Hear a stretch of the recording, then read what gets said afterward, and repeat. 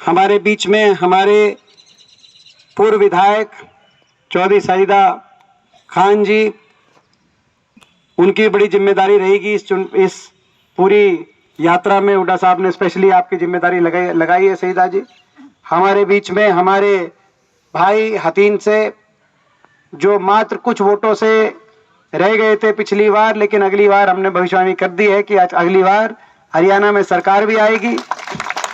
पिछली बार थी बीजेपी की, पिछली बार बीजेपी का नारा था, देखो है, हाँ देखो पिछली बार का बीजेपी का नारा था 75 पार, इस बार हमारे होंगे 80 पार। और इजराइल जी आप भी पहुंचोगे चंडीगढ़। ये हमारे बीच में हमारे आदरणीय प्रेम दलाल जी, क्योंकि आज करण सिंह दलाल जी की जगह वो हाजिरी लगा रहे हैं, क्योंकि करण सिंह दलाल जी आज शिमला में हैं, हुड्डा साहब के साथ गए वहाँ पे। आपको बधाई देना चाहता हूँ। हिमाचल प्रदेश में सरकार आपकी बन गई, बहुत बड़े बहुमत के साथ सरकार बनी है। वहाँ देवभूमि से संदेश आया, पहाड़ से हवा आई है, ठंडी हवा आई है, अच्छी खबर लेके आई है। हिमाचल में जीती कांग्रेस आई है, अब हमारी बारी आई है, हरियाणा की बारी आ गई है। तो वहाँ पहुंचे हुए हैं दलाल साहब, तो उनकी हाजिरी लगा रहे हैं।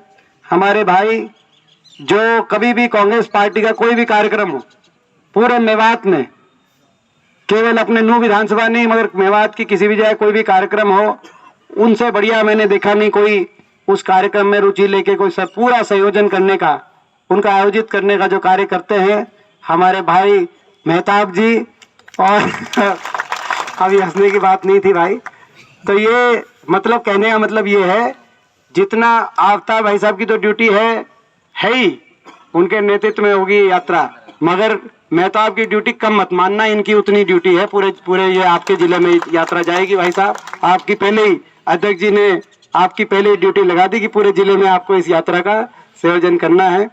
हमारे बीच में हमारे भाई इब्राहिम इंजीनियर जी, शरीफ हमारे बीसीसी के सदस्य, मकसूद चिकरावा जी, खालिद जी, हमारी बहन नेहा जी, रजिया जी, रफ़ीक जी, फारूक अब्दुल्ला जी, मदन तंवर जी, आसिफ जी, हमारे भाई ताहिर जी, सभी पिता तुल्य बुजुर्ग नौजवान साथी, मातृशक्ति, आप बहुत देर से बैठे। मैं ज़्यादा लंबी बात या तकरीर आपके बीच में नहीं कहूँगा। आप सब जानते हैं, समझते हैं कितनी जरूरी ये बात है। मैं तो सीधा पॉइंट पे आता हूँ। अभी उदय भान जी ने एक बात की कि ये यात्रा राहुल गांधी जी 3500 किलोमीटर कन्याकुमारी से श्रीनगर तक एक भावना के साथ, सच्ची नीयत के साथ चल रहे। हर जगह स्वागत हो रहा है, मान सम्मान हो रहा है, हर प्रदेश के अंदर स्वागत हुआ, मान सम्मान हुआ। हरियाणा की बारी आई तो ये फैसले की घड़ी आई कि यात्रा अलवर से सीधा बहरोड होकर NH8 पे गुड़गांव के रास्ते होते सीधा दिल्ली जाएगी। तो हुड्डा साहब ने कहा कि नहीं, भारत जोड़ो यात्रा, तब तक भारत जोड़ो यात्रा की भावना पूरी नहीं हो पाएगी। ये यात्रा अगर जाए, हरियाणा में आए, तो ये पहले मेवात में आए और उसके बाद दिल्ली जाए। ये हुड्डा साहब ने यात्रा का रूट बदलवाया। हुड्डा साहब ने यात्रा का रूट बदलवाया, आपको पता है तो इसके क्या मायने हैं। ये आपकी और हमारी मान सम्मान की ये बात हो गई। यात्रा का रूट बढ़वाया तो मान सम्मान की बात ये हो गई। और एक विश्वास के साथ, जो विश्वास उस रोज जन्म हुआ था, जिस विश्वास का जब देश आजाद हुआ, लेकिन पार्टीशन का एक घाव देश के दिल में रहा। और जब पार्टीशन का घाव रहा तो हमारे मेवात के बहुत से हमारे बुजुर्ग उस समय जब पलायन की तरफ बात आ रही थी और पलायन चल रहा था, उस समय संविधान निर्माती सभा और संविधान ड्राफ्टिंग कमेटी के सदस्य थे मेरे दादाजी चौधरी रणबीर सिंह जी। उनकी जिम्मेदारी लगी, तब नई नई सरकार बनी थी हमारे देश में। वो आए, यहाँ सबसे बात करी और सबने एक भावना दी कि अगर गांधी जी आएंगे और गांधी जी एक विश्वास देंगे तो भाईचारा रुक सकता है। और वो गए, वापस दिल्ली गए। दिल्ली बिरला मंदिर में गांधी जी रुके हुए थे, वहां उनसे बात करी कि आपको चलना होगा।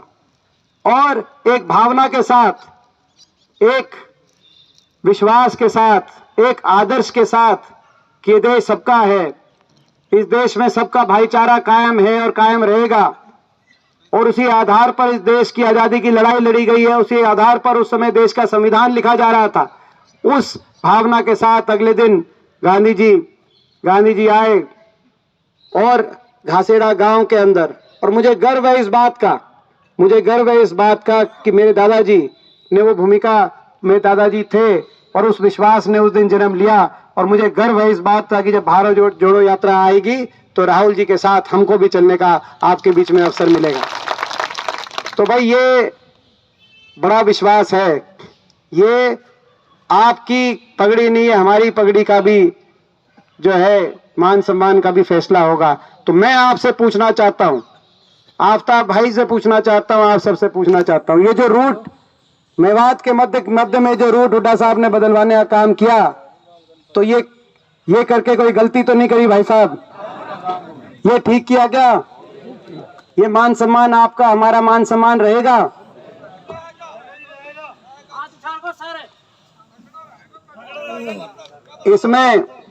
इसमें देश में संदेश जाएगा, लेकिन प्रदेश में भी संदेश जाएगा। और प्रदेश में भी आपने देखा, खट्टर सरकार को 8-9 साल हो गए, आपने प्रदेश में कांग्रेस पार्टी की, हुड्डा साहब के नेतृत्व की सरकार भी देखी। मैं आपसे पूछता हूं, उस सरकार में पूरे हरियाणा प्रदेश में और मेवात जिले में विकास कार्य हुए थे कि नहीं हुए थे? मैं आपसे सवाल पूछना, उसका और उस भावना का मैं नमन करता हूं। इस मेवात की भूमि को मैं नमन करता हूं, इस कर्म भूमि को, इस वीर भूमि को, इस देशभक्त कौम को मैं नमन करता हूं। जब देश पे किसी बाहरी शक्ति ने देश पे बुरी नजर से देश को देखने का काम किया, तब तक एक कौम थी, एक देशभक्त कौम थी, मेवाती कौम थी, जो खड़ी हुई और देश के लिए शहादत और कुर्बानी देने में उस कौम ने,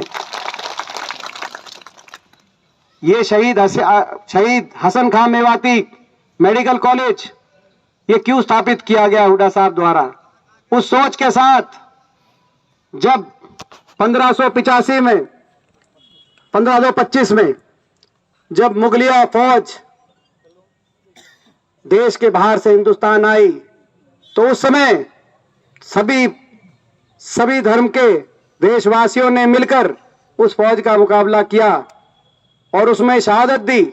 शहीद हसन खां ने